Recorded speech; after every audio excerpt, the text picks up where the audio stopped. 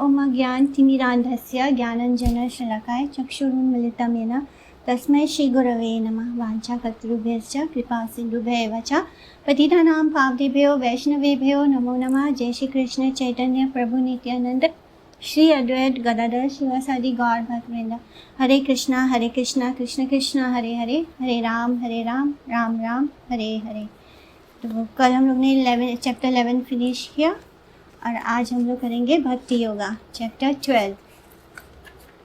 तो यहाँ से अब चैप्टर 7 से जो भक्ति योगा के बारे में एम्फसाइज किया गया था वो अब भक्ति योगा के चैप्टर 12 तक कंप्लीट होगा। तो yoga through pure devotional service यानी ये अल्टीमेट योगा है। अर्जुन उवाचा एवं सतत युक्ता ये भक्तस्त्वां पर्युपासते ये चाप्यक्षरम् अव्यक्तं तेषां के योग वित्तमा। अर्जुन क्या बोल रहा है कि हे कृष्ण, आपने जो मुझे इंस्ट्रक्शंस दिए थे, आपने जो मुझे बताया कि जो भक्ति है, आपने अब तक जो मुझे समझाया वो मैं अच्छे से समझ चुका हूँ। कि मुझे एक बात अच्छे से समझ में आ गई है कि दो तरह के योगीज होते हैं। एक होते हैं जो आपको पर्सनल मान के आपकी भक्ति करते हैं, जो आपका साकार रूप स्वरूप है उसको मानते हैं, माने वो मानते हैं कि आपका एक रूप है। और दूसरे तरह के योगी होते हैं जो ये मानते हैं कि भगवान का कोई निराकार है, भगवान का कोई रूप नहीं है, कोई नाम नहीं है, कुछ आकार नहीं है, कुछ भी नहीं है, वो सर्वव्याप्त है, वो अक्षय है, उनका कोई माने इस तरह जो होता है वो मानते हैं कि भगवान बस एक ब्रह्म ज्योति की तरह है और उनका कोई रूप आकार कुछ भी नहीं है, ना गुण है, ना वो हमसे रेसिप्रोकेट कर सकते हैं और हम सबको उसमें विलीन होना है। तो एक इस तरह से भगवान को मानते हैं और एक कैटेगरी होता है जो भगवान का साकार रूप को मानता है, भगवान श्याम सुंदर रूप में है ये मानते हैं। दूसरा होता है कि निर्विशेष यानी वो फीचरलेस है, अक्षर यानी वो इम्पेरिशेबल है यानी कभी ख़त्म नहीं होते। और इस तरह वो जैसे कि बृहद आरण्य का श्रुति में डिस्क्राइब किया है कि हे गार्गी, जो ब्राह्मण जो अक्षर ब्राह्मण है, अस्थूल सूक्ष्म, तो वो क्या मानते हैं कि भगवान कैसे हैं, जो कि जिसका कोई ग्रॉस स्थूल शरीर नहीं है। फिर असूक्ष्म जो कि बहुत बड़े हैं, जो सटल नहीं है यानी सूक्ष्म नहीं है, वो बहुत बड़े हैं। फिर असूक्ष्म है। फिर अहरस्व यानी कि जो छोटे नहीं हो सकते।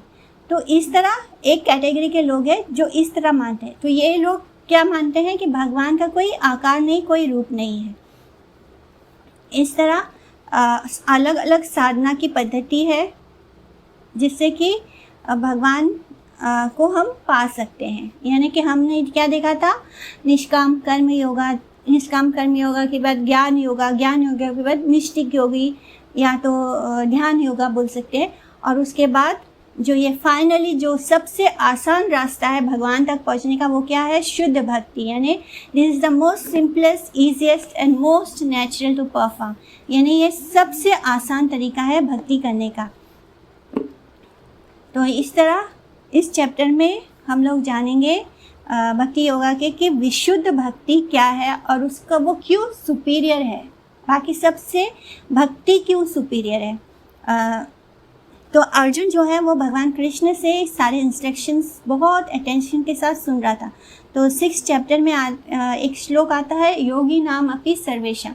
तो वहाँ पे कृष्ण क्या बोलते हैं कि जितने भी योगी हैं, चाहे वो कर्म योगी हो, ध्यान योगी हो या तप योगी हो, तो जो भक्ति योगा है वो सुपीरियर है। इसी तरह वो 7 चैप्टर में बोलते हैं कि मैं आसक्त मना यानी मुझ में ही अपनी मन को लगा। तो यहाँ पर भी वो भक्ति योगा के को बेस्ट बोलते हैं। फिर 8 चैप्टर में एक श्लोक आता है कि प्रयाण काले मनसा चलेना। तो यहाँ पे ये बता रहे हैं कृष्ण कि अपने योग बल से किस तरह अपने शरीर को त्यागना है। तो यहाँ पर उन्होंने क्या बोला कि योग पावरफुल है, यानी योगा बहुत इम्पॉर्टेंट है। और फिर 9th चैप्टर में के श्लोक में वो बोलते हैं ज्ञान यज्ञेन चापि अन्ये, तो यहाँ पे वो ज्ञान यज्ञ को इम्पोर्टेंस दे रहे हैं। फिर 11th चैप्टर, जो लास्ट चैप्टर अभी हमने किया, वहाँ का जो लास्ट श्लोक था वो क्या था, मत कर्म कृन मत परम। तो यहाँ पे उन्होंने बताया कि भक्ति योगा इज़ एक्सेलेंट, इससे बेस्ट और कुछ भी नहीं है। तो अब ये सारे इंस्ट्रक्शंस अर्जुन बड़े ध्यान से सुन रहा है, तो उसको ऐसा लग रहा है कि कहीं पे तो भगवान इसको बेस्ट बोल देते, कहीं पे वो ध्यान योगा को बेस्ट बोल देते, कहीं पे वो ज्ञान योगा को बेस्ट बोलते। तो ये सब कंफ्यूज कर रहा है अर्जुन को। तो यहाँ पे वो समझ नहीं पा रहा है कि उसे भगवान के सविशेष स्वरूप यानी उनके पर्सनल फॉर्म जो कि यशोदानंदन श्याम सुंदर श्री कृष्ण हैं, या फिर ब्रह्म स्वरूप जो कि निःशक्तिका डिवॉइड, जिसमें कोई शक्ति नहीं है। भगवान का जो ब्रह्म रूप है जिसमें कोई आकार नहीं, तो उसको वो सब भक्त जो हैं वो जानते हैं कि कृष्ण है, इसलिए उनकी ब्रह्म ज्योति उनके शरीर से निकलने वाली आभा है। लेकिन जो ज्ञानी होते हैं वो इस बात को नहीं मानते, तो वो क्या सोचते हैं कि भगवान का जो ब्रह्म रूप है वो डिवॉइड ऑफ एनर्जी, यानी उसमें कोई शक्ति नहीं है, निःशक्ति का है, निराकार है, कोई रूप नहीं है, अव्यक्त स्वरूप है, यानी वो कभी प्रकट ही नहीं होते, वो कभी प्रकट ही नहीं होते, तो कभी भी मैनिफेस्ट नहीं होते, निर्विशेष यानी उसका कोई फीचर ही नहीं है। तो इस तरह ये जो दो तरह के योगीज हैं, एक तो जिसको योगा के बारे में बहुत ही ज्ञान है कि योग वित्तमा, तो यहाँ पे भगवान क्या अर्जुन बोलता है कि योग वित्तमा। तो अब आप मुझे बताइए, ये जितने भी योगी हैं इनमें से श्रेष्ठ कौन है? जैसे कि यहाँ पे दो चीज़ों के बीच कंपैरिजन नहीं हो रहा है, यहाँ पे ये पूछ रहे हैं अर्जुन कि ये सब चीज़ों में से बेस्ट क्या है, सबसे बेस्ट क्या है, सबसे बेस्ट योगी कौन है? तो यहाँ पे श्रीला भक्ति विनोद ठाकुर क्या बोलते हैं कि ओ कृष्णा, आपके सारे इंस्ट्रक्शंस जानने के बाद जो भी आपने बताया है, यानी अर्जुन क्या बोल रहा है कि ओ कृष्ण, आपके सारे इंस्ट्रक्शंस जानने के बाद मैं ये समझ पाया हूँ कि दो तरह के योगी हैं, और एक टाइप में हम भगवान के स्वरूप को की भक्ति करते हैं, यानी उनके बॉडीली और सोशल एक्टिविटीज़ को अपनी अनन्य भक्ति से कंट्रोल किया जा सकता है। और दूसरे में योगी क्या करते हैं, वो निष्काम कर्म योगा, जैसे कि भक्ति में क्या होता है, भक्ति में भी वही चीज़ हो रही है, निष्काम कर्म योगा में भी वही चीज़ हो रही है, लेकिन भक्ति में क्या होता है, भक्त अपने लिए सोच के कुछ नहीं करता भगवान को, तो वो जो भी भगवान के लिए बॉडी और सोशल एक्टिविटीज़ कर रहा है, तो वो किसके लिए कर रहा है, वो सिर्फ कृष्ण के लिए कर रहा है। लेकिन जो निष्काम कर्म योगा में जब हम भगवान के लिए कुछ करते हैं, तो वो इसलिए करते हैं क्योंकि हमें उस चीज़ की इच्छा होती है, तो हम क्या करते हैं, हम उसे भगवान को ऑफ़र करते हैं, और उसका जो भी रिज़ल्ट होता है वो भी भगवान को देते हैं, यानी वहाँ पे नीड्स हमारी होती है। और अनन्य भक्ति में नीड्स कृष्ण की पूरी, हम कृष्ण के बारे में सोचते हैं, तो बस इतना सा अंतर है। और दूसरा होता है कि फिर वो ही लोग इम्पेरिशेबल यानी अनमैनिफेस्टेड भगवान के आध्यात्मिक योगा को आगे शेल्टर लेते हैं। तो अब इसमें से जो दो योगीस हैं, तो इसमें से सुपीरियर कौन है? श्री भगवान उवाच मय्यावेश मनो ये माम नीति युक्ता उपासते श्रद्धा पर्योपेतास्ते में युक्त मामता। के श्री भगवान बोल रहे हैं कि जो योगी मेरी भक्ति में एकदम सिंसियरली अपना माइंड फिक्स कर लेता है, यानी जो अपने मन को, अपनी भक्ति को मेरे श्याम सुंदर रूप में फिक्स करता है, और हम मुझे अनन्य भक्ति से, यानी उसके लिए और कोई गोल नहीं है, उसके लिए सिर्फ श्याम सुंदर ही एक इम्पॉर्टेंट है पर्सनालिटी, और वो उनकी भक्ति करता है और अपने मन को उसी में लगा, कृष्ण के उसी स्वरूप में लगा लेता है, वही मेरे हिसाब से, यानी इन माय ओपिनियन वो बेस्ट ऑफ योगा है, माने कि भक्ति योगा इज़ द बेस्ट। तो तो कृष्ण के क्वेश्चन को सुनने के बाद अर्जुन के क्वेश्चन को सुनने के बाद कृष्ण बहुत खुश होते हैं, उन्हें बहुत आनंद होता है और वो बताते हैं कि जो भक्त होते हैं, जो वो हर समय मेरी आराधना करते हैं, मेरी पूजा करते हैं निर्गुण श्रद्धा से, जो शुद्ध भक्ति होती है वो 3 गुणों से परे होती है, यानी 3 गुणों के अधीन नहीं होती, इसलिए उसे कहते हैं निर्गुण श्रद्धा। और अनअलॉयड डिवोशन, यानी सिर्फ कृष्ण के प्रति, उसमें कोई मिलावट नहीं है, ज्ञान का कर्म का कोई मिलावट नहीं है। तो इस तरह जो मेरे भक्त हैं, जो अनअलॉयड डिवोशन करते हैं, अपना मन श्याम सुंदर के स्वरूप में लगाते हैं, वो बेस्ट ऑफ योगीज हैं, यानी वो बेस्ट योगी हैं। तो ऐसे अनअलॉयड, जब हम अनअलॉयड बोलते हैं यानी उसमें कोई मिलावट नहीं है उनकी भक्ति में, तो वो ऐसे योगी को एक्चुअली में वो कौन है, वो टॉप मोस्ट योगी हैं। जिन योगियों की भक्ति में ज्ञान और कर्म का मिश्रण होता है वो थोड़े से इन्फीरियर होते हैं, वो प्योर नहीं होते।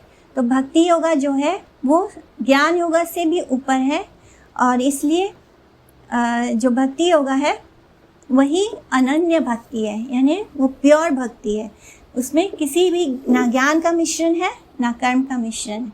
तो ये जो शब्द श्रद्धा यहाँ इस श्लोक में मेंशन हुआ है, श्रद्धाया आवेश्य, तो जो श्रद्धा का वर्ड यूज़ हुआ है उसका मतलब है कि स्टॉन्च फेथ, यानी एकदम दृढ़ फेथ होता है, यानी जो निष्ठा बोलते हैं वो निष्ठा होनी चाहिए भगवान पे, शास्त्र पे और गुरु में। शास्त्र, गुरु एंड भगवान, जब इन तीनों पे एकदम दृढ़ निष्ठा होती है तब हम उसे कहते हैं अनन्य भक्ति।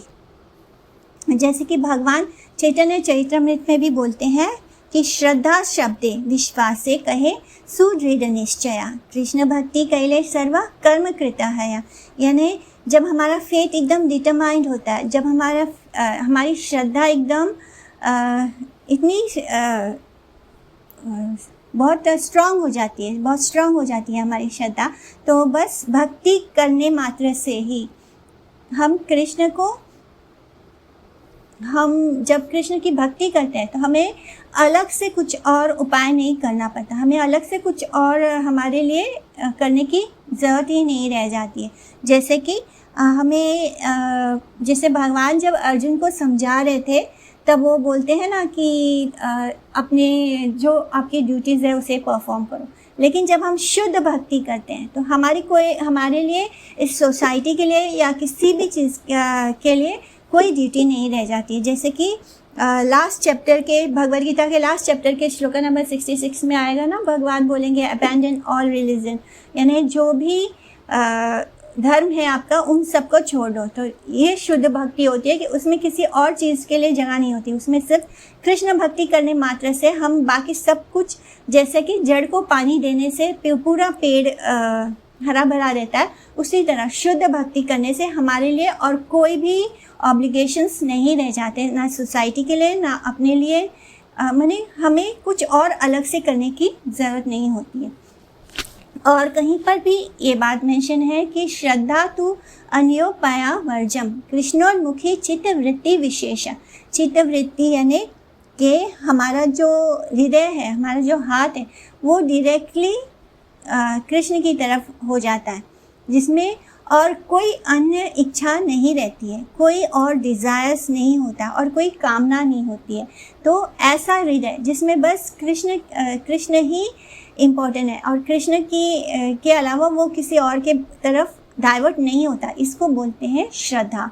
श्रीमद् भागवतम में बताया गया है कि सात्विकी आध्यात्मिकी श्रद्धा, कर्म श्रद्धा टू राजसी, तामसी अधर्मेय श्रद्धा, मत सेवायम टू निर्गुणा, यानी कि जो फेथ जो शास्त्र में मेंशन है कि जो जिसमें हम सिर्फ अपनी आत्मा, हम ये समझ लेते हैं कि हम ये शरीर नहीं, हम आत्मा है, और जो ज्ञानी होते हैं वो बस इस बात को पकड़ लेते हैं कि सब कुछ आत्मा है, बाकी संसार में सब कुछ मटेरियल है।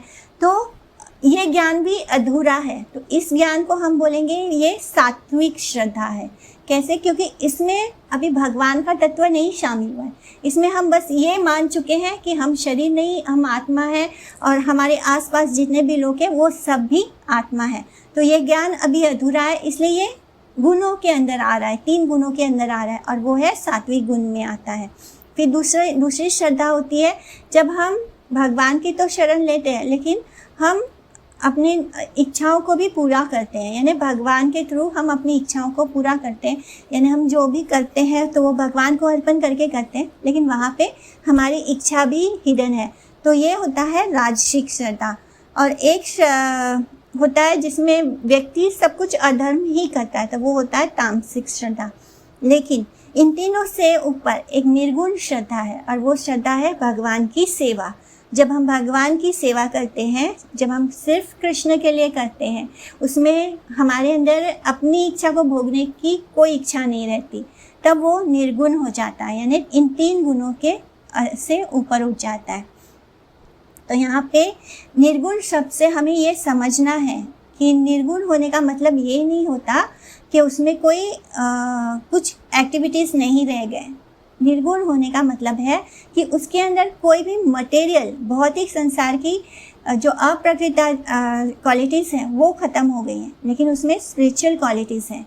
निर्गुण मतलब जब हम भगवान के साथ जुड़ते हैं तो उसमें हम भगवान के लिए करते हैं, तो उसमें भी हमें सुख और आनंद उतना ही मिलता है, उसमें एक्टिविटीज़ ख़त्म नहीं हो जाते। निर्गुण होने का मतलब ये नहीं कि अब हमें कुछ नहीं करना, जैसे शांत रस के भक्त होते हैं, हमें कुछ करना नहीं है, ऐसा नहीं। हम भगवान की सेवा करते हैं, और जब सेवा करते हैं तो वो निर्गुण श्रद्धा होती है। इसलिए जो भक्ति योगा होता है वो निर्गुण श्रद्धा है। और भगवान कृष्ण यही अर्जुन को समझाना चाहते हैं। ये त्वा अक्षरम अनिर्देश्यम अव्यक्तम पर्युपासते सर्वत्र गम चिंतयम च कूटस्थम अचलम ध्रुवम संयमे इंद्रियाग्रामम सर्वत्र संबुद्धाय ते प्राप्नुवन्ति मामेव सर्वभूतहिते रता।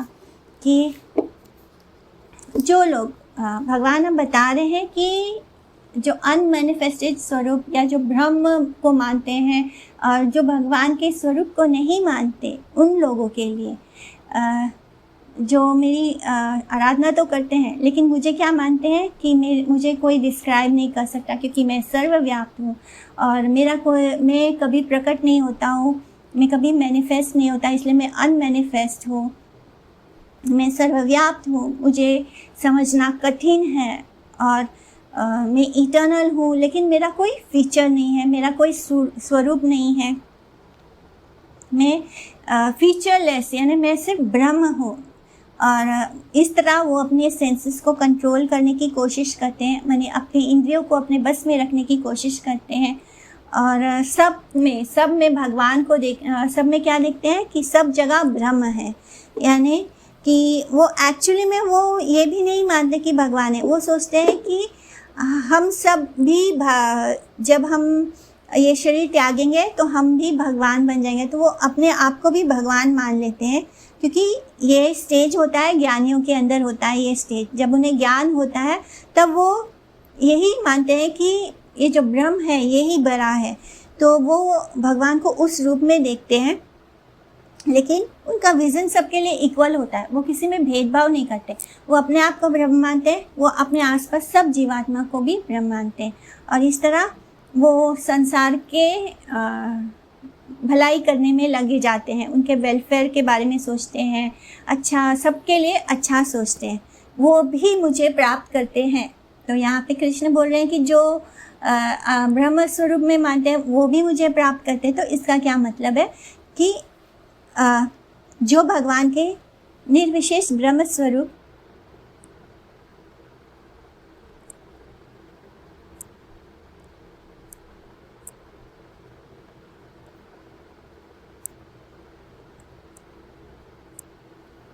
तो जो भगवान के निर्विशेष ब्रह्म स्वरूप में रहते हैं वो हमेशा ही दुख में रहते हैं, और वो मेरे भक्तों से नीचे है, यानी वो अभी शुद्ध भक्त के कैटेगरी में नहीं आते, इसलिए वो उनसे नीचे माना है भगवान ने। लेकिन भगवान इस बात को समझाते हैं, यहाँ पे क्या समझना है कि भगवान ऐसा क्यों बोलते हैं कि they also attend me alone. तो इसका मतलब ये है कि जो अच्छे अच्छे कर्म करते हैं, बहुनाम जन्म जन्मांते ज्ञानवान माम प्रपद्यन्ते, तो जो ज्ञानी होते हैं वो बहुत जन्मों के बाद, यानी उन्हें बहुत बहुत बहुत जन्म लेना पड़ता है, बिकॉज वो किसी गुरु को नहीं स्वीकार करते, वो किसी वैष्णव की शरण में नहीं होते। जो ज्ञानी होते हैं, जैसे ही आपका हृदय शुद्ध होता है तो आपको ज्ञान प्राप्त होता है। तो वो क्या ज्ञान प्राप्त होता है कि सब जगह ब्रह्म है, लेकिन वो पर ब्रह्म को नहीं मानते। पर ब्रह्म, हम सब भी आत्मा है, एंड कृष्ण भी कौन है, वो पर ब्रह्म है। हम सब ब्रह्म है और वो पर ब्रह्म है। तो वो ये नहीं मानते कि वो भगवान से अलग है, वो पर ब्रह्म को नहीं मानते, वो सिर्फ ब्रह्म को मानते हैं। और इसलिए वो वो उनका जो स्ट्रगल है वो बहुत लंबा होता है, यानी कि उनके सामने कोई स्वरूप नहीं है जिसके साथ वो कनेक्ट होके अपना कोई संबंध जोड़ सकें। उनका संबंध ज्ञान नहीं बनता, यानी उनका कोई संबंध ही नहीं बनता कृष्ण के साथ। वो मानते हैं कि सब सृष्टि में सब बराबर हैं और सब में ब्रह्म है, यानी वो सबको इक्वल विजन से देखते हैं और इस नाते वो सोसाइटी का बहुत भला करते हैं, बहुत उनकी भलाई के बारे में सोचते हैं। तो ऐसे लोग भी भगवान के पास पहुंचते हैं, लेकिन कब? जब बहुत जन्म, बहुत थाउजेंड्स, यानी बहुत जन्म लग जाते हैं, जब वो ना एटी, यानी वो बहुत स्लो प्रोसेस है वो। क्योंकि जैसे कि हमारे पास एक कुआं खुदा हुआ है, हम जाके उसमें से पानी निकाल सकते हैं, तो इन लोगों के लिए क्या हो जाता है, इन्हें खुद ही हर बार कुआं खोद के पानी पीना है। तो ये बड़ा कठिन प्रोसेस है। यहाँ पे उनके लिए बहुत कठिन हो जाता है कि वो खुद ही हर भगवान को खोजने निकल जाते हैं। तो वो हर मटेरियल चीज़ को में भगवान को खोजने की कोशिश करते हैं, फिर बोलते हैं कि नहीं, इसमें नहीं है, ना इति, ये वाला ना इति वाला प्रोसेस होता है, जिसमें वो हर चीज़ में पहले भगवान को देखना चाहते हैं, बिकॉज वो अपना बुद्धि इस्तेमाल कर रहे हैं। जब तक कि हम ये नहीं समझते, जैसे कि लास्ट 9th चैप्टर में भी हमने बोला था कि जब तक जो भक्त होते हैं वो स्वीकार करते हैं कि हमारी बुद्धि इतनी माने सूक्ष्म है कि हम भगवान को नहीं समझ सकते, पर जो ज्ञानी होते हैं तो उनको अपने ज्ञान का गर्व होता है, इसलिए वो अपनी बुद्धि से भगवान को खोजने निकल जाते हैं। एंड ये भी बात समझने की है कि जब तक किसी शुद्ध भक्त की कृपा नहीं होगी तो भक्ति तो किसी ज्ञानी को भी प्राप्त नहीं होगा। तो जब तक वो किसी बहुनाम जन्म जन्मांतर, बहुत जन्म लेने के बाद कहीं पर वो जाके उन पर भगवान की भी कृपा होती है। जब भगवान की कृपा होती है तब जाके उन्हें कोई शुद्ध भक्त मिलता है, and then they come into bhakti, और तब जाके वो भी भगवान को अटेंड करते हैं। लेकिन ये प्रोसेस बहुत कठिन है और बहुत मुश्किल है, लेकिन जो शुद्ध भक्त होता है उसके लिए ये बहुत आसान है। क्लेशो अधिकतरस्तेषां अव्यक्त असक्त चेतसम अव्यक्ता ही गतिर दुखम देहवद्धिर्वाप्यते। तो इसी तरह भगवान बोले कि क्लेशों से भरा होता है उनका ये सफ़र, जो क्योंकि वो पर ब्रह्म भी नहीं स्वीकार कर रहे हैं, वो सिर्फ ब्रह्म मान रहे हैं। वो सब में वो सोचते हैं कि जब हम मोक्ष को प्राप्त करेंगे तब हम खुद स्वयं भी भगवान बन जाएंगे, क्योंकि उन्हें नहीं समझ में आ रहा है कि वो अपने अस्तित्व को ही ख़त्म कर रहे हैं। उन्हें ये नहीं पता कि जिसमें वो विलीन हो जाना चाहते हैं, जिसमें वो समा जाना चाहते हैं, वो एक्चुअली में भगवान से, जो भगवान का जो पर्सनैलिटी है, भगवान का जो स्वरूप है, उसमें से निकलने वाली बस आभा मात्र है। बिकॉज उन पर कोई भक्त की कृपा नहीं है, वो अपनी बुद्धि से भगवान को खोजने निकले हैं, एंड इसलिए उन्हें बहुत जन्म लगेगा।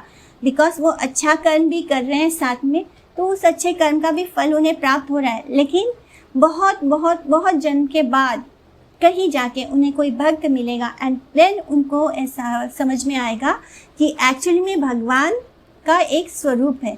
तो अभी वो भगवान को निर्विकार, उनका कोई आकार नहीं है, इसे मात्र वो उन्हें निर्विशेष ब्रह्म स्वरूप में जानते हैं, और उसी में उनका मन अटैच हो जाता है।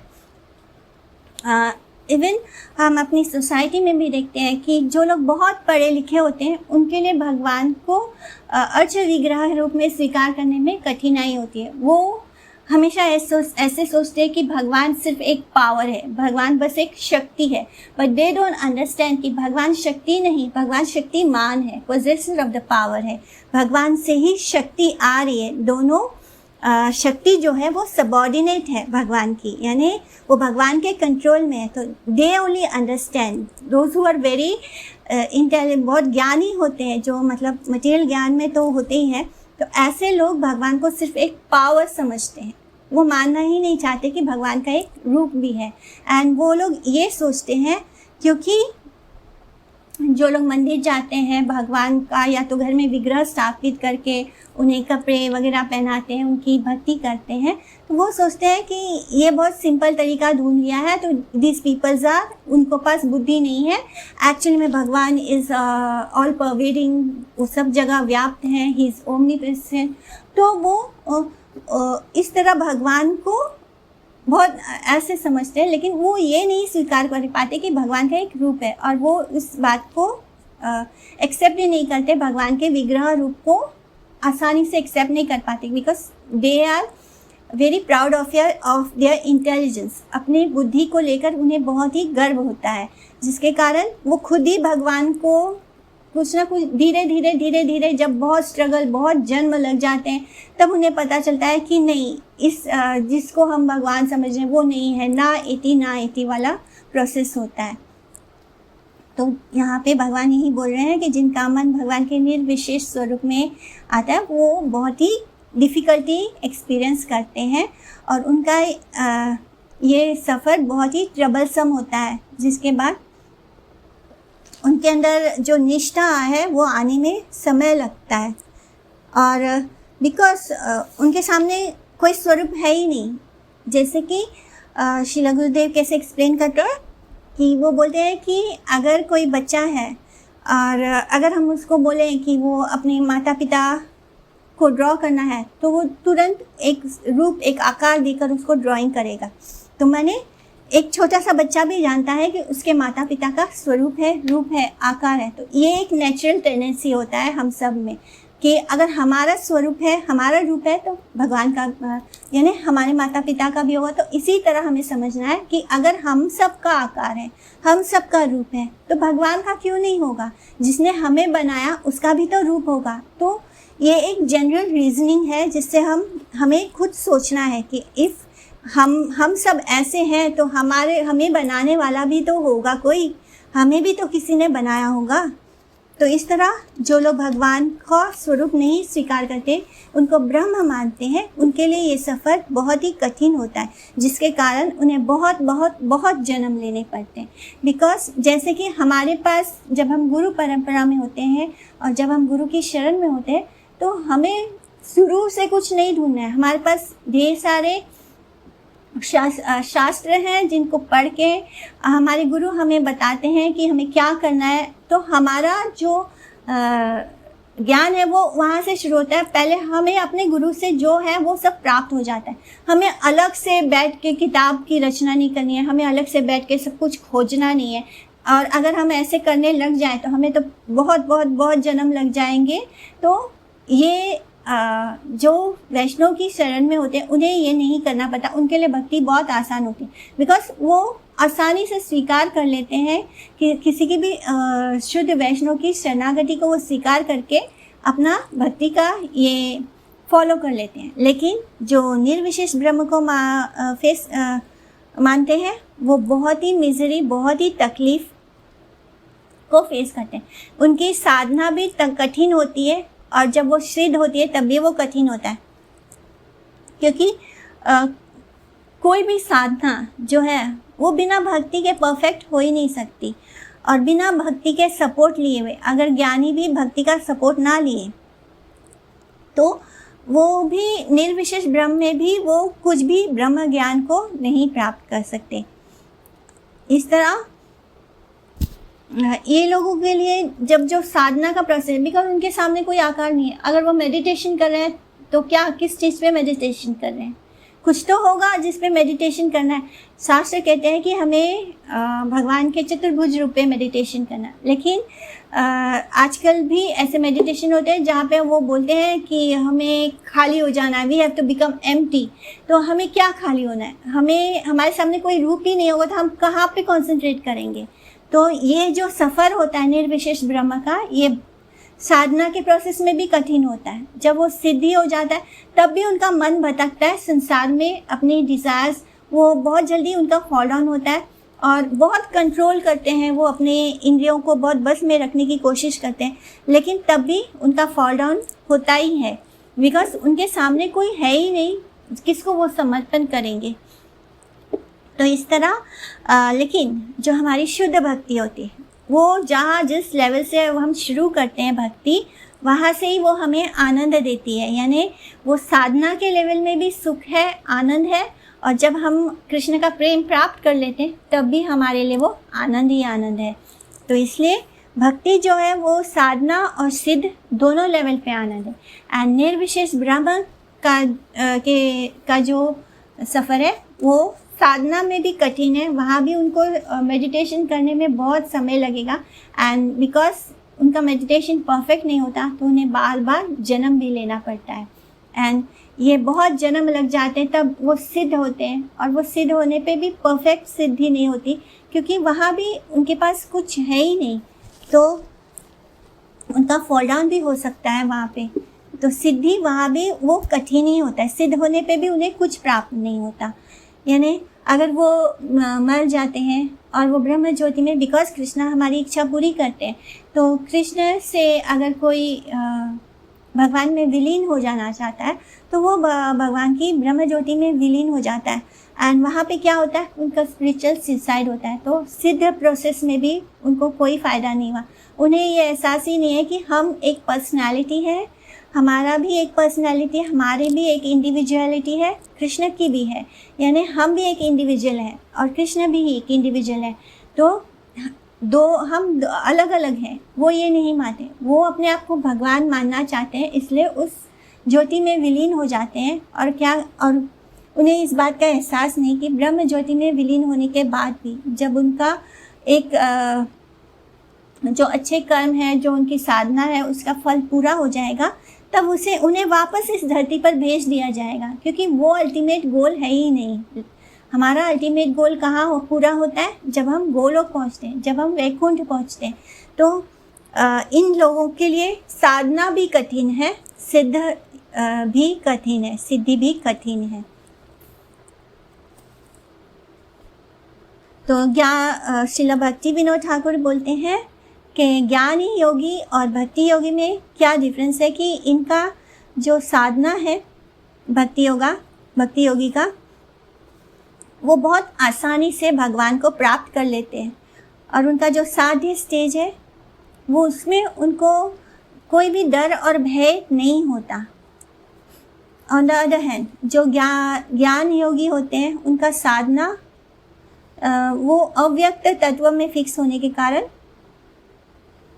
उसका साधना भी नेगेटिव होता है, यानी व्यतिरेक चिंता, उसमें कुछ है ही नहीं, किस में चिंता करेंगे। तो नॉट दिस यानी ना एती, तो वो किसी फॉर्म चीज़ पे ये सोचते हैं कि यहाँ ये निर्विशेष ब्रह्म है, फिर उनको लगता है कि नहीं भगवान इसमें नहीं है, ये मटेरियल है, ना एती, फिर वो किसी और चीज़ पे कंसंट्रेट करते हैं, एंड फिर उनको लगता है नहीं भगवान यहाँ भी नहीं है, ये भी नहीं है भगवान। यानी पेड़ पौधे, पहाड़, माउंटेन्स, धरती, आकाश, वो सब जगह भगवान को ढूंढ रहे होते हैं, और फिर उनको लगता है कि नहीं ये तो मटेरियल है, यहाँ पे नहीं है, ना एती। तो इस तरह ये सफ़र कठिन हो जाता है उनके लिए। उनका चिंतन को बोलते हैं व्यतिरेक चिंता, यानी नेगेटिव प्रोसेस। तो इसके आगे हम जाते हैं। ये तो सर्वाणि कर्माणि मयि सन्न्यस्य मत्परा अनन्येनैव योगेन मां ध्यायन्ते उपासते तेषामहं समृद्धता मृत्यु संसार सागरात् भवामि न चिरात् पार्थ मया वेशित चेतसा। तो भगवान जी बोल रहे हैं कि जो मेरे शुद्ध भक्त हैं, मेरे प्रेमी भक्त जो हैं, वो जो भी एक्शन करते हैं, वो जो कुछ भी कार्य करते हैं, उनका गोल क्या होता है कि वो मुझे प्राप्त करना चाहते हैं, क्योंकि वो मुझसे प्रेम करते हैं। तो उनका जो एंड्योर होता है, जो कुछ भी वो करते हैं, वो क्यों करते हैं? वो भगवान को पाने के लिए करते हैं। तो हे पार्थ, जो एक्सक्लूसिवली, जो सिर्फ मेरे भजन में लग जाते हैं, बिना किसी मिलावट के, ना ज्ञान होता है, ना उसमें ध्यान होता है, बस भगवान की भक्ति होती है, अनअलॉयड डिवोशन होता है, वो जो सिर्फ मेरा भजन करते हैं बिना किसी मिलावट के, मैं उन्हें बहुत आसानी से इस जन्म और मृत्यु के सागर से पार करा देता हूँ। तो भगवान स्वयं बता रहे हैं कि भक्ति कितनी प्रेसियस है, कि भक्ति करने मात्र से ही भगवान हमें बहुत आसानी से प्रसन्न हो जाएंगे और वो हमें इस जन्म मृत्यु के सागर से मुक्त कर देंगे, हमें इस संसार के बंधन से मुक्त कर देंगे। तो इसलिए हमें यहाँ पे भगवान भक्ति की श्रेष्ठता बता रहे हैं, और ये बता रहे हैं कि उनके भक्त पर भगवान की कितनी अपार कृपा होती है।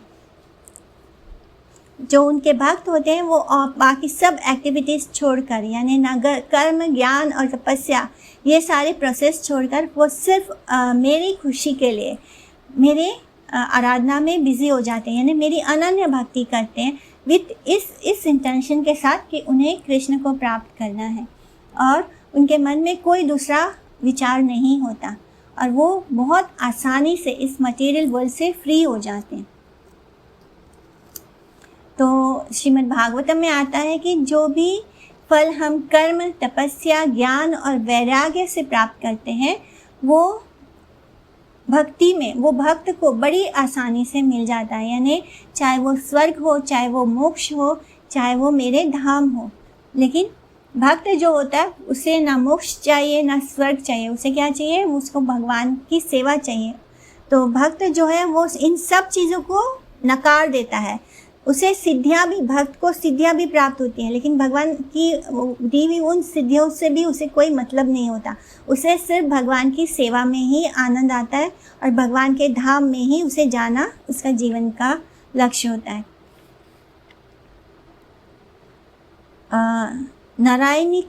नारायणीय मोक्ष धर्म, इसमें कहा गया है कि जो फल हम साधना करने से 4 तरह के ह्यूमन गोल्स क्या है, अर्थ, धर्म, अर्थ, काम, मोक्ष जो प्राप्त होता है, वो सिर्फ भगवान नारायण की शरण लेने से प्राप्त हो जाता है। यानी कि हमें अलग से कुछ करने की ज़रूरत नहीं है। धर्म, अर्थ और काम, मोक्ष प्राप्त करने के लिए हमें अलग से बहुत सारे प्रोसीजर बताए गए हैं शास्त्रों में, वेदों में, लेकिन हमें वो सब करने की ज़रूरत नहीं है। जो नारायणीय मोक्ष धर्म नाम की शास्त्र है, उसमें कहा गया है कि बस नारायण की शरण लेने से हमें चारों चीज़ें प्राप्त हो जाती हैं, चारों ह्यूमन गोल्स प्राप्त हो जाते हैं।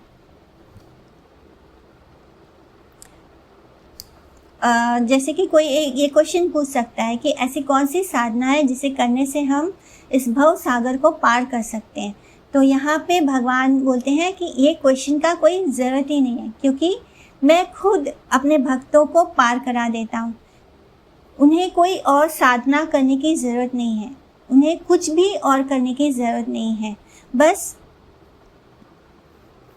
तो इस स्टेटमेंट से, यानी हमें भगवान को अपने भक्तों के से कुछ और चीज़ की अपेक्षा नहीं है। उन्हें कोई साधना नहीं करना, उन्हें कोई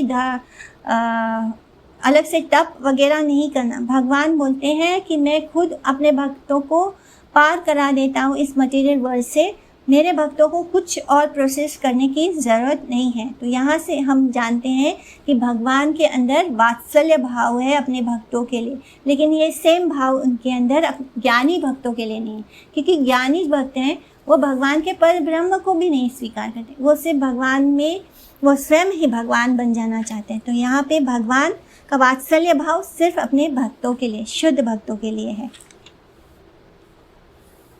तो जो भक्त भगवान की केवल भक्ति की शरण लेते हैं, ऐसे 1 पॉइंटेड एक निष्ठा वाले भक्तों पर ना तो वर्ण आश्रम का कोई धर्म, जो वर्ण आश्रम धर्म जो हमें फॉलो करना पड़ता है वो भी हमें फॉलो करने की ज़रूरत नहीं होती है,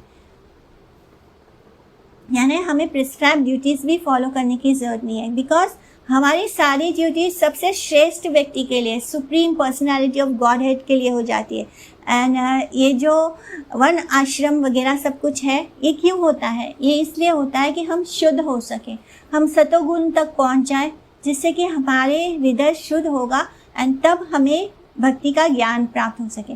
लेकिन जब कोई इन तीनों गुणों से ऊपर उठ जाता है, निर्गुण भक्ति करता है भगवान की, तो ऑलमोस्ट यही गोल तो हमारा था, इसीलिए तो हमें वर्ण आश्रम धर्म को फॉलो करना था। तो जब जो था गोल वो तो पूरा हो गया भक्ति करने से, तो फिर वो कोई किसी भी तरह का ऑब्लिगेशन नहीं रह जाता कि हमें अपने प्रिस्क्राइब ड्यूटीज़ को फॉलो करना है।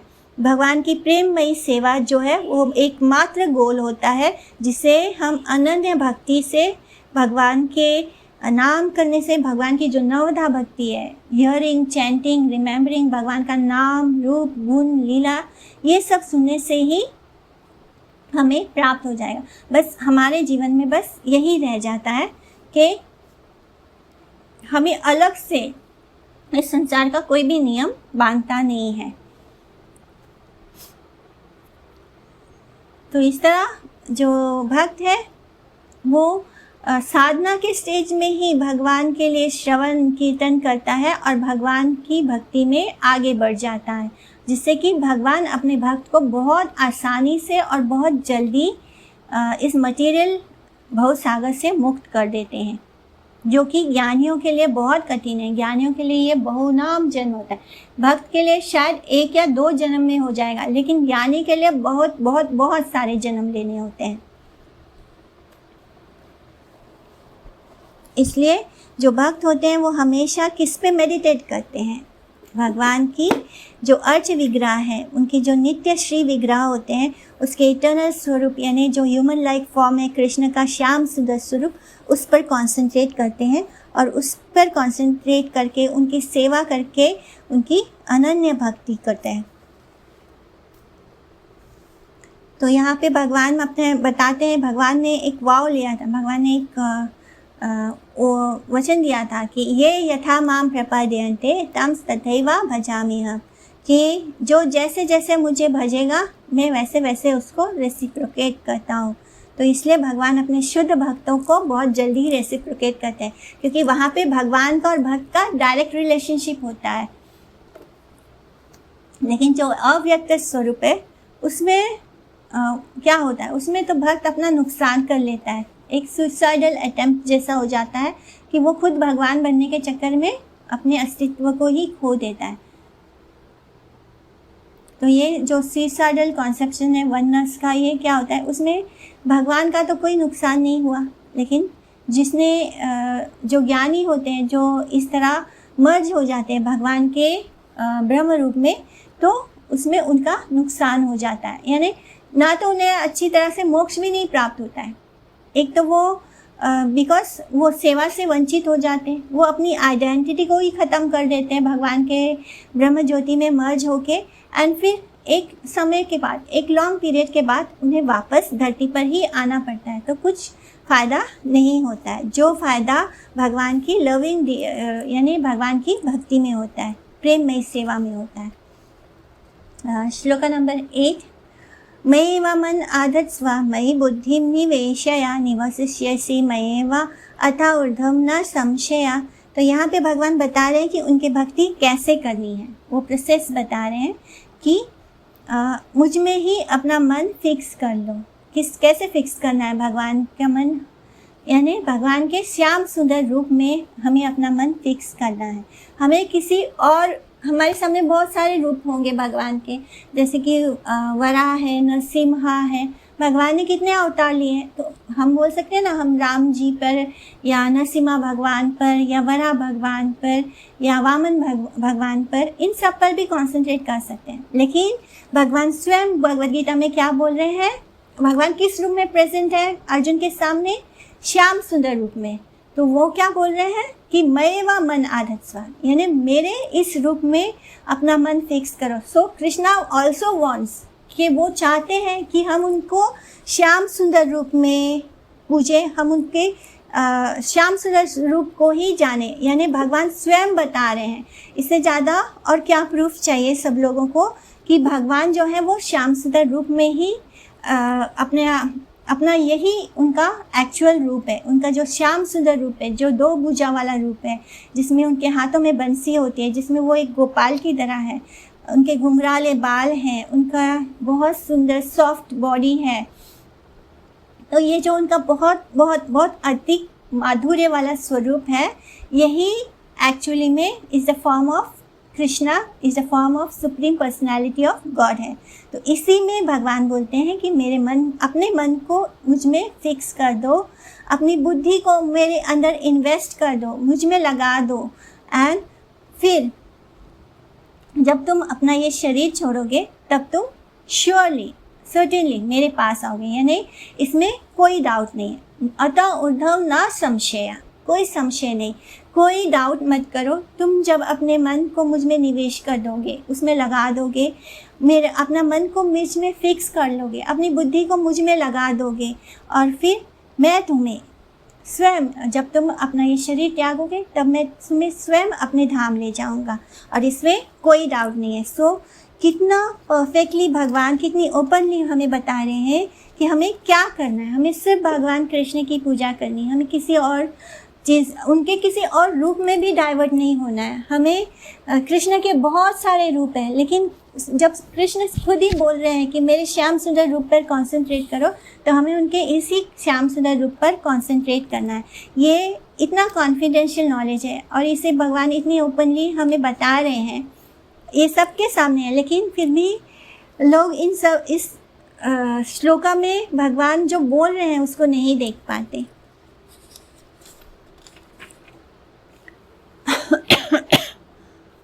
तो यहाँ पे हमने देखा कि भगवान का जो श्याम सुंदर रूप है वही एक्चुअली में भगवान का असली रूप है, और इसी रूप में वो हमें गोलोक में मिलेंगे। अथा चित्तम समाधातुं न शक्नोषि मयि स्थिरम अभ्यास योगिन ततो माम इच्छाप्तुं धनंजया। कि हे धनंजय, अगर तुम्हें लगता है कि तुम मेरे इस श्याम सुंदर रूप में स्टेडी नहीं हो पा रहे हो, अपना मन नहीं फिक्स कर पा रहे हो, तो क्या करो, अभ्यास योगा करो, जिससे कि प्रैक्टिस करके धीरे धीरे तुम्हारा मन मुझ में फिक्स हो जाएगा, और तुम्हारा जो इस संसार के प्रति मन भाग रहा है वो हट जाएगा।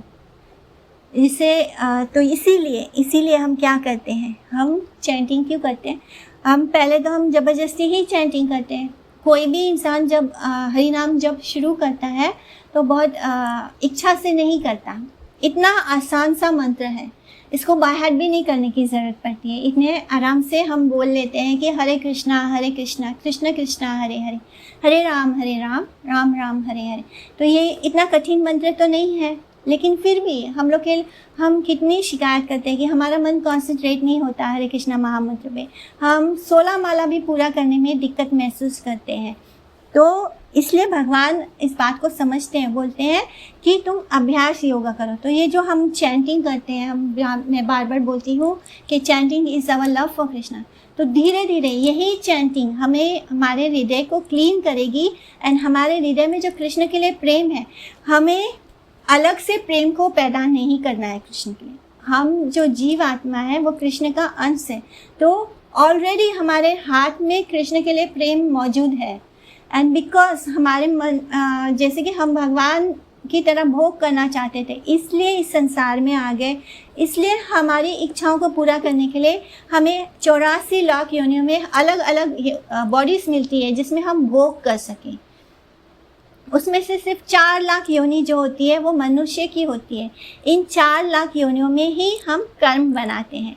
जब तक कि हम एनिमल बॉडीज़ में होते हैं तब तक हमारा कोई कर्म नहीं बनता, हमारा कोई कर्म बंधन नहीं होता है। हम ग्रेजुअली एक बॉडी से नेक्स्ट बॉडी, एक नेक्स्ट बॉडी से थर्ड बॉडी, ऐसे ग्रेजुअल प्रोग्रेस करते करते जाके हम ह्यूमन फॉर्म में आते हैं।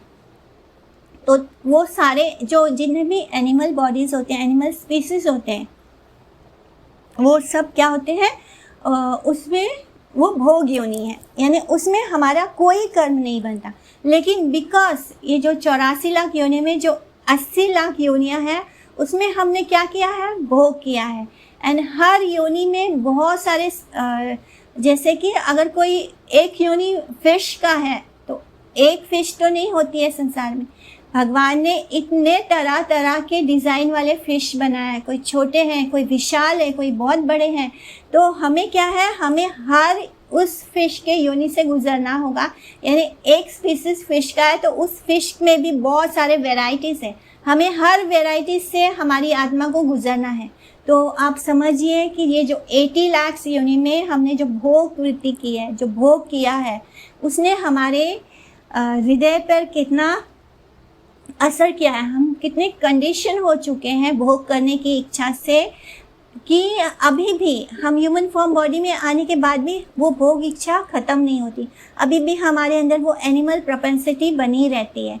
तो इसलिए हमारे लिए हरि नाम में भी दिक्कत होती है। इतना सिंपल सा हरे कृष्णा महामंत्र जप करने में भी हमें कठिनाई होती है। क्यों होती है? जस्ट बिकॉज हमने बहुत भोग विलास किया है, जिसके कारण हमारा जो हार्ट है वो मैला हो गया है, गंदा हो गया है।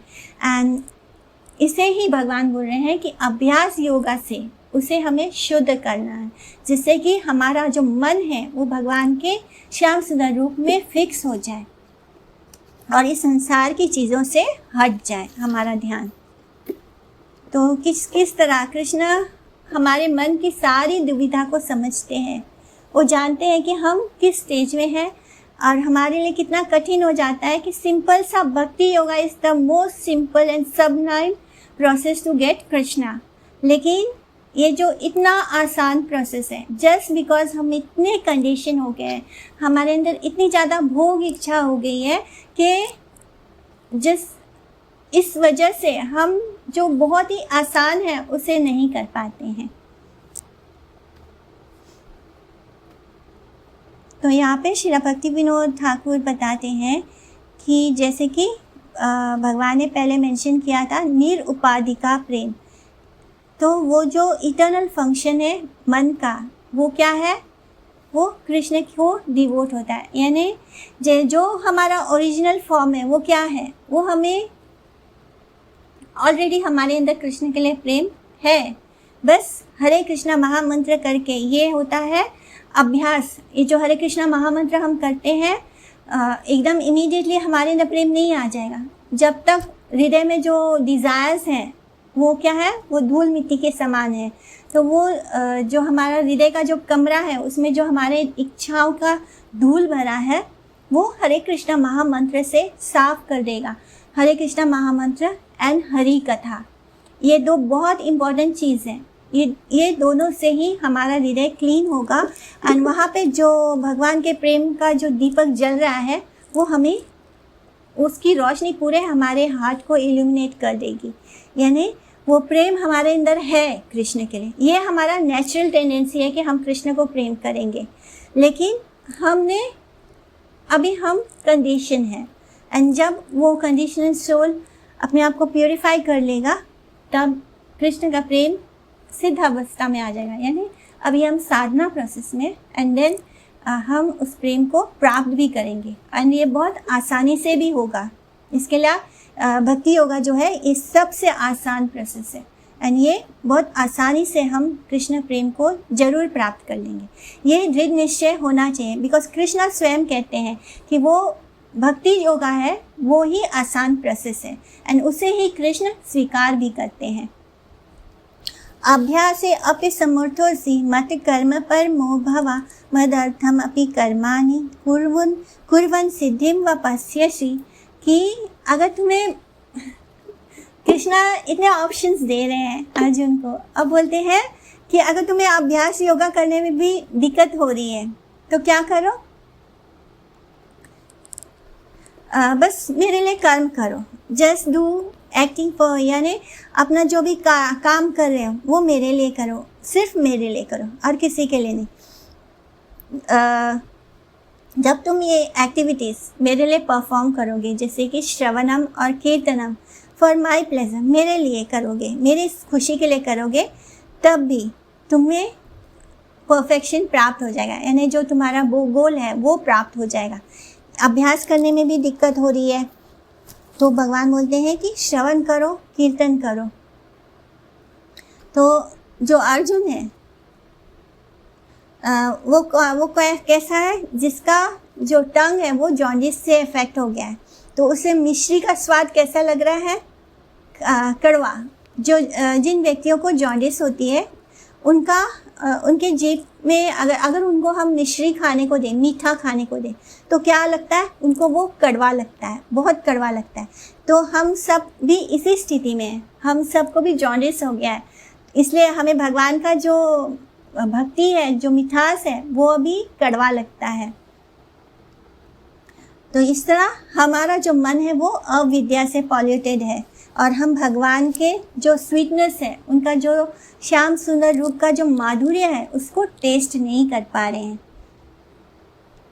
इसलिए कृष्ण बोलते हैं कि अगर तुम्हें अभ्यास करने में भी दिक्कत हो रही है तो तुम इस मन से नहीं लड़ पा रहे हो, तब क्या करना है, तुम्हें मेरे बारे में सुनना है और मेरे कीर्तन करना है, मेरे पास टाइम्स को सुनना है, मेरे मंदिर को। यानी ये बताया गया है कि हम किस तरह भगवान के लिए सेवा भी कर सकते हैं। हम अगर उनके बारे में पढ़ नहीं सकते, अगर हमको बहुत दिक्कत होती है, भगवान के जो शास्त्र हैं उनको हमें पढ़ने में दिक्कत होती है, तो हमें क्या करना है, हमें किसी भक्त के शरण लेनी है, या फिर हमें भगवान के पास टाइम्स को सुनना है और श्रवण करना है, कीर्तन करना है। और उनकी सेवा कैसे करते हैं, हम उनको प्रे कर सकते हैं। हम अगर हमें प्रेयर्स नहीं आते, हमें बहुत अच्छे प्रेयर्स भी नहीं आते हैं, तो हम उनको अभ्यास से प्रैक्टिस कर सकते हैं। लेकिन कभी कभी कुछ लोगों को वो भी करना कठिन होता है, जैसे कि श्लोक बाहर करना कठिन होता है, तो ये सब अभ्यास है। लेकिन अगर ये भी कठिन होता है तो हम भगवान से अपनी भाषा में भी प्रे कर सकते हैं। ज़रूरी नहीं है कि हम श्लोक ही बोलें। अगर आपको दिक्कत है, आपको श्लोक बाहर नहीं होते, आपको प्रणाम मंत्र बाहर होने में कठिनाई हो रही है, तब हम अपने हृदय से भगवान को प्रेयर्स ऑफर कर सकते हैं, उनके मंदिर को क्लीन कर सकते हैं, तुलसी महारानी को जल दे सकते हैं, भगवान के लिए फूल कलेक्ट कर सकते हैं, भगवान के लिए दिया जला सकते हैं, अगरबत्ती जला सकते हैं। तो ये सब प्रोसेस क्यों दिया गया है, क्योंकि ये बहुत सिंपल है, ये कोई भी कर सकता है। कोई अनपढ़ गवार व्यक्ति भी भगवान की ये सारी पूजा कर सकता है। वो मंदिर में बैठ के वैष्णव से भगवान के पास टाइम्स को सुन सकता है। तो जो लोग बहुत पढ़े लिखे नहीं होते हैं, उनके लिए अभ्यास कठिन होता है, उनके लिए श्लोकों को बाहर करना, क्योंकि वो पढ़ ही नहीं पाते हैं। और जो पढ़ नहीं पाएगा तो वो कैसे श्लोक को समझेगा या बोल पाएगा।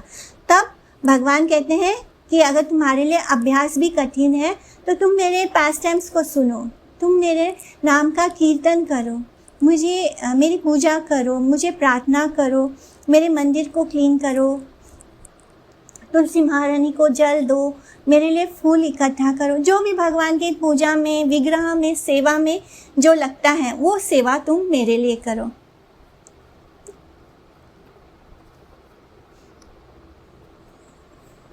तो इस तरह तुम मेरे डियर एसोसिएट बन जाओगे, यानी तुम मेरे बहुत ही प्रेमी भक्त बन जाओगे।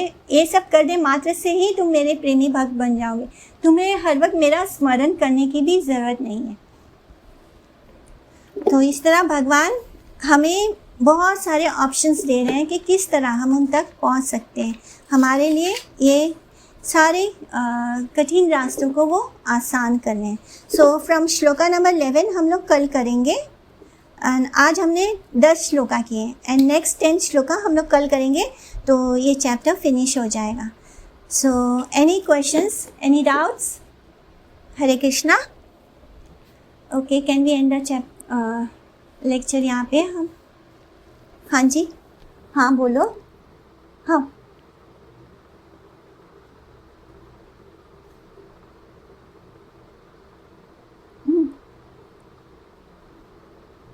Right right.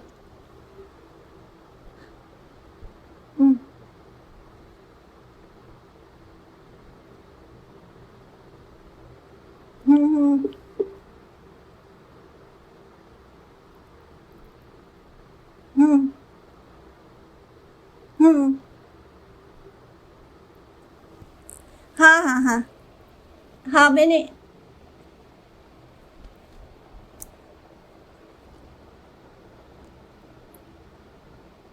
हाँ हाँ हाँ। हाँ मैंने, हाँ हाँ। तो हाँ हाँ, मैंने इसके साथ एक बात और बोला है, जो ज्ञानी भक्त होते हैं, ज्ञानी यानी जो ज्ञान प्राप्त करते हैं, ज्ञान के थ्रू भगवान को खोजने की कोशिश करते हैं। ये हम जो निष्काम कर्म योगी होते हैं, आपने स्टार्टिंग के लेक्चर सुने होंगे जब हमने बताया था कि निष्काम कर्म योगी, तो मैंने ज्ञानी का मतलब ये नहीं कि जो मटेरियल ज्ञान प्राप्त करते हैं, वो नहीं। ज्ञानी का मतलब जो भगवान को अपने बल पर ढूंढने की कोशिश करते हैं, यानी वो उनको अपने वेदों के शास्त्र के ज्ञान पर बहुत गर्व होता है। जो वेद वगैरह वो पढ़ते हैं, जो शास्त्र वो पढ़ते हैं, उसका उन्हें गर्व होता है, जिसके कारण वो भगवान को अपने शक्ति से ढूंढने की कोशिश करते हैं। वो किसी की शरणागति नहीं लेते। जैसे कि हम सब क्या कर रहे हैं, हम गुरु परंपरा को फॉलो करते हैं और भगवान किसी शुद्ध वैष्णव की शरण लेकर भगवान का के बारे में जो शास्त्रों में लिखा गया है उसको स्वीकार करते हैं। लेकिन ये शास्त्र होने के बाद भी हम देखते हैं कि बहुत सारे लोग भागवतम या भगवद गीता में भगवान अभी स्वयं बता रहे हैं कि मेरे श्याम सुंदर रूप पर कॉन्सेंट्रेट करना है बस, यानी मई मन आधस्व, मुझ में ही अपना मन फिक्स करो, मुझ में अपनी बुद्धि निवेश करो। तो ये बात भगवान स्वयं बोल रहे हैं। ये सब कुछ सामने होने के बाद भी बहुत सारे लोग भगवद गीता नहीं पढ़ते। भगवद गीता सिर्फ भगवान ऐसे लाल कपड़े में लपेट के घर में रख लेते हैं। और कुछ ज्ञानी होते हैं, वो भगवान को खोजते हैं, वो ईश्वर को खोजने की कोशिश करते हैं। वो लेकिन वो क्या बोलते हैं कि ब्रह्म का कोई आकार नहीं है, वो उनका आकार कैसे हो सकता है, वो आकार में नहीं है। तो ऐसे लोगों को हम ज्ञानी बोलते हैं, जो कि भगवान की शरण नहीं लेते हैं, यानी किसी शुद्ध भक्त की शरण नहीं लेते। ऐसे लोग जो भगवान को खोजने निकलते हैं, उन्हें बहुत बहुत बहुत जन्म लेना पड़ता है, बिकॉज वो अपनी बुद्धि की एबिलिटी से, हमारा साइज क्या है, we are just 1/10,000 tip of the air. तो हम हेयर बाल का जो बहुत ही 10,000 पार्ट है, तो इतना छोटा होने के बाद हमारी बुद्धि कितनी होगी, वो कुछ भी नहीं है। हमारे पास कोई बुद्धि नहीं है कि हम कृष्ण को समझ सकते हैं। लेकिन जो ज्ञानी होते हैं वो भगवान को अपनी बुद्धि से खोजने की कोशिश करते हैं। तो यहाँ पे हम मटेरियल वर्ल्ड में जो ज्ञान है उसकी बात नहीं कर रहे हैं, हम स्पिरिचुअल ज्ञान की बात कर रहे हैं, जो कि वेदों, ऐसे लोगों को वेदों का बहुत ज़्यादा ज्ञान होता है। उन्हें श्लोक फटाफट, वो ऐसे लोग जब कथा करते हैं तो वो बहुत बहुत अच्छा कथा करते हैं, क्योंकि उनके पास बहुत नॉलेज होता है। वो हम सब जो भक्त हैं, शुद्ध भक्तों से भी ज़्यादा अच्छी तरह से वो श्लोक बोल पाते हैं। उन्हें सब पता है कि कौन सा श्लोक कहाँ है। जैसे हम पंडित लोगों को देखते हैं, वो कितने फटाफट सारे शास्त्र श्लोक वगैरह बोल लेते हैं। तो ऐसे ज्ञानी भी होते हैं जो भगवान के स्वरूप को नहीं स्वीकार करते, जो कहते हैं कि भगवान क्या है, बस ब्रह्म है, वो सिर्फ एक रोशनी है और सब वो, लेकिन वो सब जीवात्माओं में उसी ब्रह्म को देखते हैं और वो सबके साथ भला भी करते हैं, बट दे डोंट एक्सेप्ट भगवान एज अ पर्सनैलिटी। सो ये लोग क्या करते हैं, ऐसे लोगों को बहुत बहुत बहुत जन्म लेने के बाद भगवान प्राप्त होते हैं, लेकिन बहुत बहुत जन्म लेने के बाद, बिकॉज उन्होंने कुछ अच्छे अच्छे कर्म किए हैं या जाने अनजाने उनको सुकृति प्राप्त हो गई है। सुकृति कब प्राप्त होती है, जब अनजाने में भी हम कृष्ण के लिए कुछ करते हैं, कृष्ण के भक्तों के लिए कुछ करते हैं। तो इस लेवल पे तब कहीं जाके उन्हें भगवान किसी भक्त से मिलाएंगे, तब कहीं जाके वो भगवान को प्राप्त करेंगे। अदरवाइज उनका क्या डेस्टिनेशन है, वो ब्रह्म ज्योति में विलीन हो जाएंगे एंड आफ्टर सम टाइम वो वापस इस धरती पर भेज दिए जाएंगे। सो उनका जो सफ़र है वो स्टार्टिंग स्टेज में, बिकॉज वो किस पे मेडिटेट करेंगे, उन्होंने तो ये मान लिया है कि भगवान का कोई रूप नहीं है। तो at the starting stage of उनकी साधना का शुरुआत ही कठिन हो जाता है, because they are not able to concentrate. कहाँ कहाँ उनका मन भटकेगा, बहुत मुश्किल से वो अपने मन को कंट्रोल करने की कोशिश करते हैं। इवन इफ वो अपने मन को कंट्रोल कर लें तब भी भगवान बोलते हैं कि मैं उनको नहीं प्राप्त हो सकता। वाई? बिकॉज उन्होंने किसी भक्त की शरण ही नहीं ली। वो ये स्वीकार करते हैं कि उनका कोई स्वरूप नहीं। जब उन्होंने ये स्वीकार कर लिया कि भगवान का कोई स्वरूप नहीं, तो भगवान भी उसी लेवल पे रेसिप्रोकेट करेंगे। भगवान क्या बोलते हैं कि जैसे जैसे मेरे भक्त मेरे साथ डील करते हैं, मैं भी उनको रेसिप्रोकेट करता हूँ। एंड इफ भक्त जो है वो भगवान का स्वरूप ही नहीं स्वीकार करता, उन्हें निर्विशेष ब्रह्म मान लेता है, तो भगवान उसके साथ कैसे रेसिप्रोकेट करें? उसके लिए भगवान एज परमात्मा, एज विटनेस रहते हैं, जहाँ पे कोई रेसिप्रोकेशन नहीं होता, वो सिर्फ एक विटनेस की तरह होते हैं। So is it clear Prabhu ji? Swapan Prabhu ji? Okay okay, thank you. Hare Krishna. वांछा कल्पतरुभ्यश्च कृपा सिंधुभ्येव च पतितानां पावनेभ्यो वैष्णवेभ्यो नमो नमः। धन्यवाद प्रणाम एवरीवन। हरे कृष्णा। विश्वरूप धन्यवाद प्रणाम। धन्यवाद प्रणाम। धन्यवाद।